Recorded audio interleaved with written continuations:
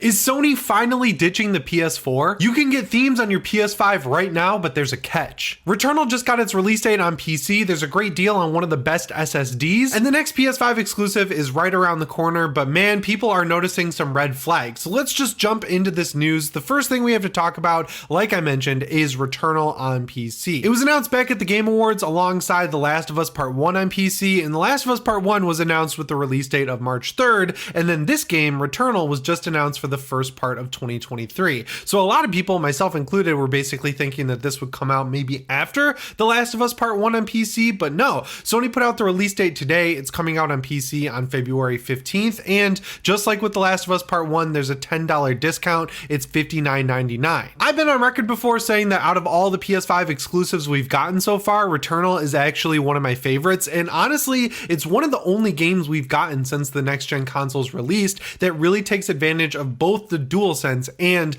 the instant loading that the PS5 has to offer. It truly feels like a next-gen game because while yes, it is a roguelike, it has incredible graphics and there's so many particles on screen, and it really feels like it's pushing the PS5 in a way that the PS4 or even the PS4 Pro couldn't handle even a couple years ago. And I guess that sort of makes it make sense that the RAM requirements on PC are kind of crazy. Not only do you need a really good graphics card to run this game maxed out, you need 32 gigs of RAM to hit Sony's recommended settings for this, which, yeah, that is kind of crazy for a game in 2023. But to run it at high settings at around 60 FPS, it looks like you still only need the general or generic, I don't really know what to say, 16 gigabytes of RAM. So yeah, for the highest settings, you need 32 to get the recommended. But that's not really too crazy because I don't really know many people out there who have a PC that's capable of running this at max settings. Sony also said that DualSense support is going to be available on PC. I'm personally excited to try this game out again on computer with my DualSense Edge that I'll be getting day one on January 26th. I'm so excited to get my hands on the controller finally, and I'm also curious to try this game out on Steam Deck because it has FSR 2.0 built in. It also has DLSS. You can't really take advantage of that on the Steam Deck though. Just knowing how much RAM is required for the max settings, I think this might have a little bit of an issue running on the Steam Deck, which is weird because we had seen rumors last year that the store page this was being like tested on had Steam Deck listed on it, like that it was going to be verified. So I guess we'll just have to wait and see. But yeah, you can get this game right now on Green Man Gaming for like $49, which is a pretty fair price. Unless you already have a PS5 and you have PS Plus Extra, I would suggest just playing it there because it's already included in the library of games that came along with that service. The next thing I want to touch on here is a new SSD for your PS5. So I talked about this one a couple weeks ago, the SN850 Pro. A lot of people like this drive specifically because it comes in a PlayStation branded version. The only difference with that version though is that the box has PlayStation branding on it and the actual drive itself looks like it has an LED baked into it that the normal heat-synced version doesn't have, but this thing, if it's going in your PS5, you'll never see the LED, so that doesn't really feel like it was worth paying more for. But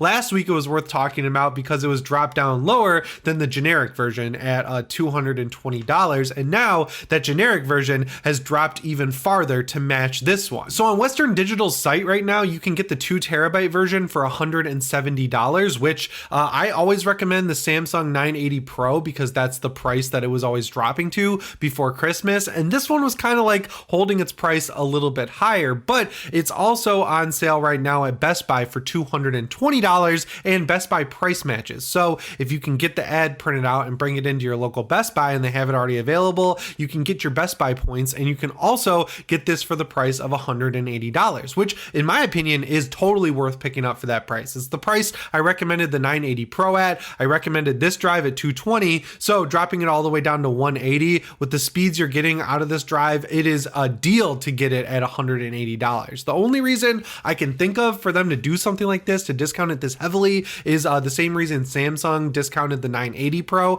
and that's that they had the 990 Pro coming out pretty soon. So I would guess that the WD Black SN850 will be getting an SN851 or something, or maybe an SN860. I don't know, but when they cut these prices this much, it usually means they're going to get rid of this drive soon. So if you just got a PS5 or you've had one for a little while, you should go get one of these 2TB drives while they're cheaper, because when the new model comes out, they go back up to MSRP, which is really irritating. And of course, I have all of these drives linked down in the description, whether it's the 980 Pro, even the 990 Pro, or this WD Digital Black. Use those links, it helps me out a lot. The next news story I have for you guys is about the next PS5 exclusive, which is coming out in 1 week, and that game is Forspoken. So this one's been announced. It's been a long time coming. People from the jump have not really been into this game, mainly because in the very first trailer, the dialogue on display was not great, and it's still not great in the free demo that Square Enix put out. And on top of that, the demo itself had technical issues, it had confusing combat, it had problems that people were noticing, and now 6 days before the game is releasing, Square Enix has updated that demo. And while yeah, review codes have gone out for the game, which is good, it's supposed to be an extremely long RPG, which means that giving people a week notice to finish it isn't great. And also the review embargo for Forspoken is the day before the game comes out. Now that's not necessarily the worst embargo we've seen, because there have been plenty of games lately that have made their review embargo the day the game comes out, and that's pretty messed up because, you know, people need to figure out whether or not the game is worth the full price of $70 or not, and putting reviews out the day of just feels kind of weird. But you know, setting the review embargo for the day before the game comes out, yes, that is technically better. It's just not better enough for people to really feel confident that Square Enix is confident in this game. And that's kind of a bummer,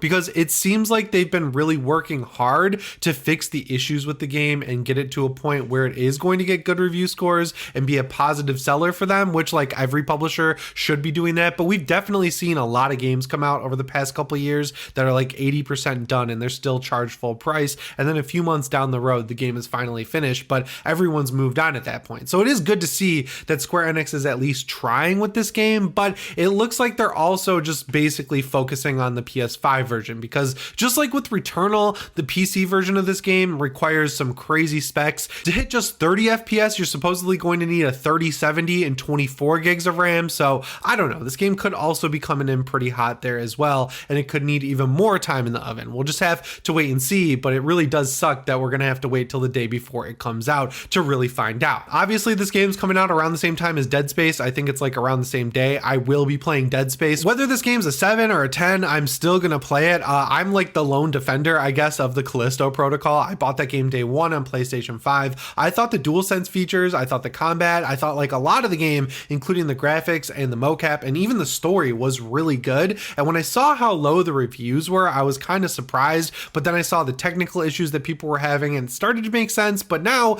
about a month after, it really sucks to see that this game didn't sell that well, because if they just waited a couple weeks and released it with the patches they ended up putting out that not only fixed a lot of the technical issues, but also fixed the issues with the combat, like switching weapons was being too slow, and of course the healing animation being too slow, I think this game would have done a lot better in reviews, and we wouldn't be seeing these news stories about Crafton and Striking Distance losing a ton of money on this game, which really sucks. But I still really enjoyed it, so yeah, I'm more excited for Dead Space than I am for Forspoken. And I would guess that even though Dead Space is like a niche horror title, it's a third-person horror shooter, I think a lot more people are going to be excited for that than something like Forspoken as well. But we'll just again have to wait and see. It comes out next week, and yeah, there's a demo available now that's apparently better than when it came out the first time. So when the PS5 7.0 update leaked that's going to include Discord, one thing that people were talking about a lot is how bad they want themes on the PlayStation 5, and that's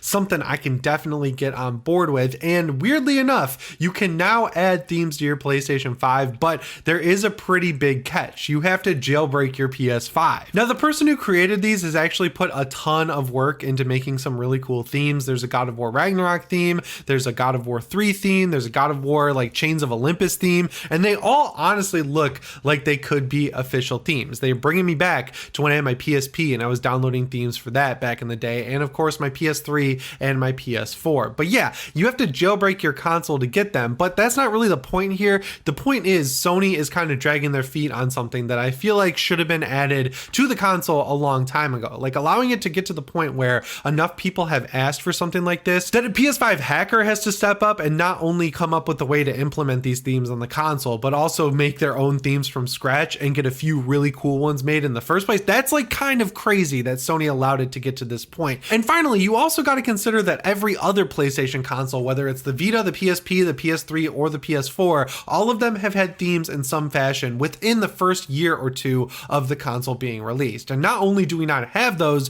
2 years into the PS5's life cycle, we also have no idea if or when these are going to happen. But seeing that they are possible, even though you have to jailbreak your console, is pretty cool. And that kind of gives me hope that yes, after Discord comes comes out with the 7.0 update, Sony can kind of look at the few features that they have left to implement and then start working on the cosmetic stuff. I don't want to criticize them too hard because I think in order of most importance, they really followed that super well. Like obviously one of the bigger features we got first with the PlayStation 5 was being able to use our own SSD inside the console. I know a lot of people think that should have been available at launch, but at least they thought ahead and included the extra SSD port inside the console instead of what they're doing allegedly with this new slim model of the PlayStation 5, which is not letting the disk drive that they're releasing with this version work with the digital version they've been selling for 2 years, which I think is extremely anti-consumer. And then after that, they added in 1440p support, which I really appreciated because if you look at a lot of the monitors people have out there, they are 1440p. And instead of letting the console run at 4K and then downscaling it to 1440p, the PS5 would run at 1080p and just stay 1080p on your 1440p monitor, which didn't look great and didn't allow you to take advantage of a lot of the features that the games that were coming out at the time were using. And now with Discord, I'd argue that the bigger stuff is out of the way. The only couple things I can think of that they would add would be themes or maybe even a web browser. And the web browser seems a lot less likely to me at this point, just because that's a way that people were able to hack not only the PS4, but also the PS3 and PSP. If you give people an open way to access the internet on a console, it gives them an easier way to hack the machine. And even though, yes, the PlayStation 5 has already been hacked and you can install custom stuff on it, like custom themes for your console, it's not hacked to the point where you can pirate games. And that's the biggest thing I think Sony is trying to avoid. So yeah, if you want to do this yourself, just Google PS5 PM. I obviously wouldn't recommend it because A, it's hacking a console that's relatively new and still a little tricky to get, and B, it could get your PlayStation Network account banned, which no one wants, especially if you have a ton of digital games. And the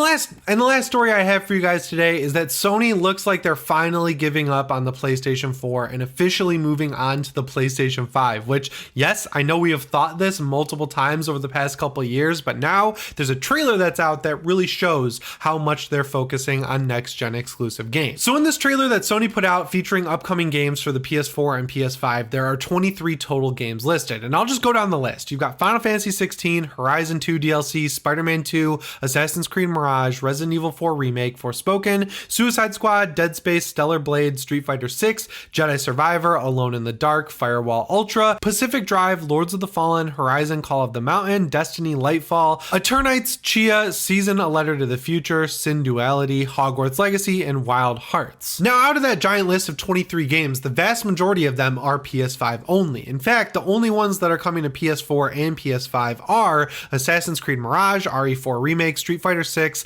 Lightfall, Eternights, Chia, Season A Letter to the Future, and Hogwarts Legacy. Now, a lot of those games, Destiny aside, have been announced for a very long time, and of course, a fighting game like Street Fighter 6, you can see why that would be released on something like the PlayStation 4, and the same thing goes for Resident Evil 4 Remake, unfortunately. That was originally announced as just a PS5 exclusive, but Capcom got cold feet and announced a PS4 and Xbox One version later. But if you do the math, that's 8 out of the 23 games that are going to release on the PlayStation 4, which 8 games, yes, is kind of a lot. But if you take 8 out of 23, 2/3 of those games are next gen only. And that's awesome because even just last fall, if you had a list of games that you were looking forward to, I would say the vast majority of them, like 2/3 even, would be on multi-platform and not just the PlayStation 5. So yes, it does look like, especially after we get past games like Destiny Lightfall, Hogwarts Legacy, RE4 Remake, Assassin's Creed Mirage, and Street Fighter 6, which are all coming in the first half of 2023, we are going to look at games that are exclusively coming to the PlayStation 5. And I don't think the timing could really be better